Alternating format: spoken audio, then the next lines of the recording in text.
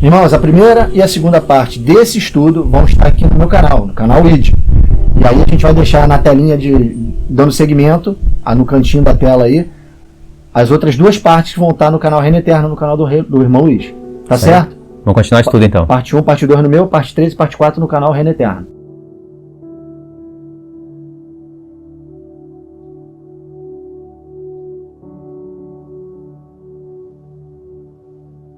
A paz do Senhor Jesus, meus irmãos, tudo bem com vocês aí? Paz do Senhor, irmãos. Nós vamos começar mais um estudo hoje. Esse estudo a gente já estava devendo, a gente já tinha ele pronto, mas vieram outros pedidos no canal, no meu canal, no canal do irmão Luiz, e a gente antecipou a respeito do adultério, milênio e tudo mais, e esse ficou para agora. A respeito do templo, daquele templo que está sendo construído em Jerusalém pelos judeus, se esse templo tem cumprimento profético nele, ou se é apenas uma fumaça, coisas feitas por mãos de homem para tentar forçar profecias.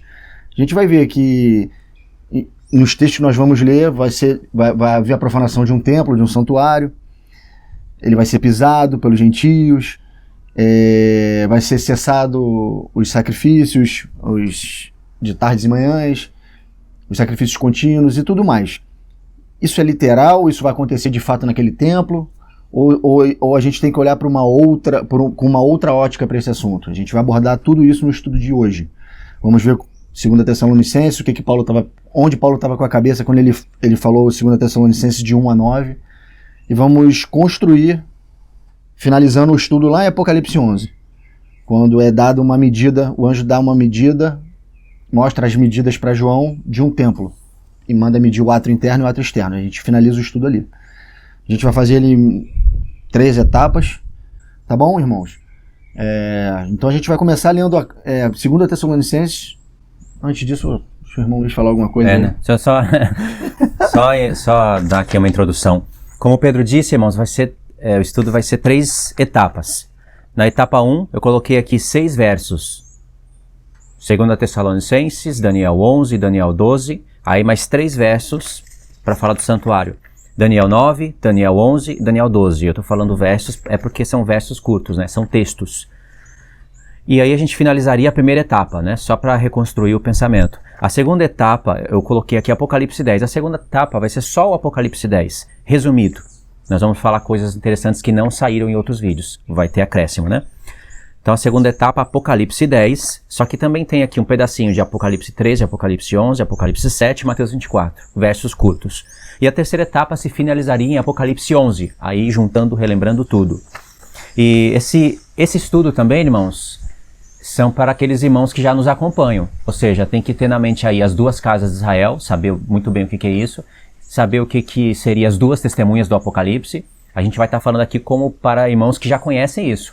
Só relembrando 2 testemunhas, judeus e gentios, que têm o espírito de Moisés e de Elias. Não somente 2 homens literais, mas são judeus e gentios.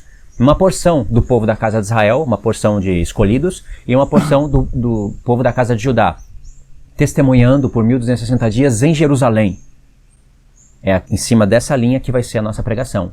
Se você interpreta que as 2 testemunhas são 2 homens literais, você já não vai entender muita coisa aqui. E você sabia também de onde vem o anticristo, o homem da iniquidade. Isso, tudo isso está aqui, a gente vai estar falando como para irmãos que já nos conhecem, tá bom? Não pode esquecer das festas, tá, irmãos? Tem que conhecer pelo menos um pouquinho das festas para poder entender a respeito de sacrifícios contínuos, 2.300 tardes e manhãs e tudo mais. Se você não conhece nada disso, por acaso você é novo no canal do irmão Pedro ou novo no meu canal, então você assiste o vídeo mesmo assim, você vai ser instigado a você estudar esses temas, e já tem vídeos, variedades de vídeos prontos nos 2 canais sobre todos esses temas. Pode continuar o vídeo mesmo assim. Então vamos lá, eu vou começar o estudo lendo 2 Tessalonicenses capítulo 2, os versos de 1 a 4 e depois 5 a 9. E vamos buscar um entendimento desses textos através dos profetas, principalmente de Daniel, onde Paulo tirou toda essa construção desse texto.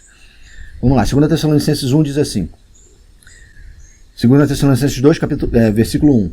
Irmãos, no que diz respeito à vinda de nosso Senhor Jesus Cristo e à nossa reunião com Ele, nós vos exortamos a que não vos demovais da vossa mente com facilidade, nem vos perturbeis quer por espírito, quer por palavra, quer por epístola, como se procedesse de nós, supondo tenha chegado o dia do Senhor.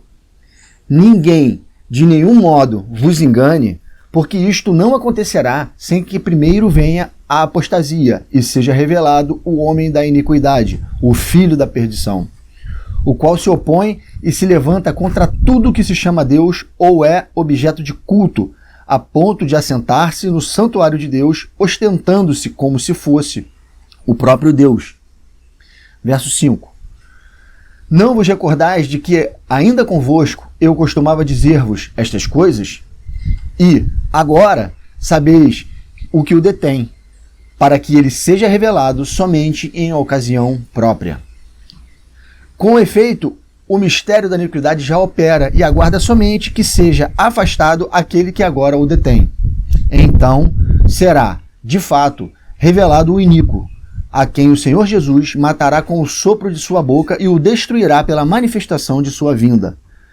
Ora, o aparecimento do iníquo é segundo a eficácia de Satanás, com todo poder e sinais e prodígios da mentira, e com todo engano de injustiça aos que perecem, porque não acolheram o amor da verdade para serem salvos.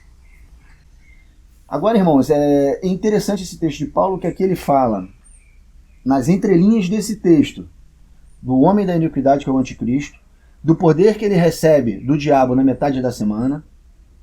Ele fala da profanação do santuário e da guerra que ele fará contra os santos. Ele fala também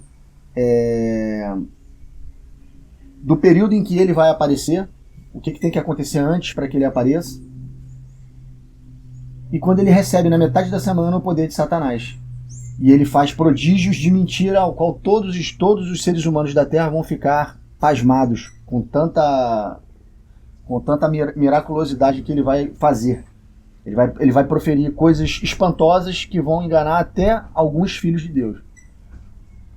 E tudo isso está nesse texto. E Paulo tirou esse pensamento, obviamente, e com 100% de certeza, sabendo que isso se cumpriria no tempo do fim. Não era um pensamento preterista de Paulo achar que isso já tinha se cumprido no período em que Daniel recebeu as profecias ou no período de Jesus e dos apóstolos. Ele sabia que isso tinha cumprimento lá, mas também teria cumprimento profético para os últimos dias. E aí a gente vai ler alguns textos aqui que falam com palavras diferentes, mas com os mesmos sentidos, o que Paulo está falando em 2 Tessalonicenses. A gente tem que ler primeiro Daniel 11, 36, 37, que é da onde Paulo tira dos 4 primeiros versículos de 2 Tessalonicenses a ideia. Vai ler aí? Vou ler aqui. O apóstolo Paulo ele faz referências a vários profetas aqui em 2 Tessalonicenses 2, principalmente quando usa a expressão o dia do Senhor. Vários profetas, mas um que se destaca bastante é Daniel. O outro também seria Zacarias, né? Mas Daniel, ele fala do santuário de Deus, e tem como, irmãos, você entender que o apóstolo Paulo está fazendo referência ao profeta Daniel, tem como ir no capítulo, tem como ir no versículo, e mesmo assim tem como continuar entendendo errado. Porque em Daniel você vai ver que o chifre pequeno, ele vai se direcionar para Jerusalém. Ele vai ir contra aquele lugar, contra a terra de Israel. E lá em Jerusalém tem um santuário, né? Agora não tem, mas sempre teve um santuário. Aí você pode pensar, bom, o que o anticristo estaria indo para Israel, iria contra o povo de Israel, lá contra Jerusalém, se não tem um santuário lá? Então, como os judeus agora estão preparando o santuário, que seria o terceiro templo, dá a entender que a profecia se cumpriria nessa etapa, sabe? Agora, nessa ocasião. Eles já estão preparando o terceiro templo, ainda que esteja lá algo de Alá, sabe? Uma mesquita, justamente lá em cima do Monte Moriá, onde é o santuário, o lugar do santuário de Deus, na antiga aliança. As pessoas entendem que aquilo vai ser removido, o anticristo vai vir fazer uma aliança de paz, vai retirar aquilo, vai deixar Israel fazer o santuário ali, só para ser profanado pelo anticristo. Então, lendo o próprio profeta Daniel, você vai ficar tentado a entender que a profecia se cumpre literalmente, que o anticristo está indo lá mesmo para a terra de Israel, e de fato está indo contra Jerusalém, e que vai profanar um santuário lá que estaria sendo chamado pelo apóstolo Paulo de casa de Deus, de santuário de Deus. Mas não é isso. Então nós vamos ler o texto aqui para mostrar para vocês de onde o apóstolo Paulo tirou a expressão do santuário de Deus. Daniel 11, 36, 37, diz assim: Este rei fará segundo a sua vontade, e se levantará e se engrandecerá sobre todo Deus. Contra o Deus dos deuses falará coisas incríveis e será próspero, até que se cumpra a indignação, porque aquilo que está determinado será feito. Não terá respeito aos deuses de seus pais, nem ao desejo de mulheres, nem a qualquer deus, porque, sobretudo, se engrandecerá. Olha o 2 Tessalonicenses 4, só o verso 4. O mesmo texto, o mesmo verso, presta atenção. O qual se opõe e se levanta contra tudo que se chama Deus ou é objeto de culto, a ponto de assentar-se no santuário de Deus, ostentando-se como se fosse o próprio Deus. Aí no verso 5 o apóstolo Paulo fala: Não vos recordais que ainda convosco eu costumava a dizer-vos essas coisas?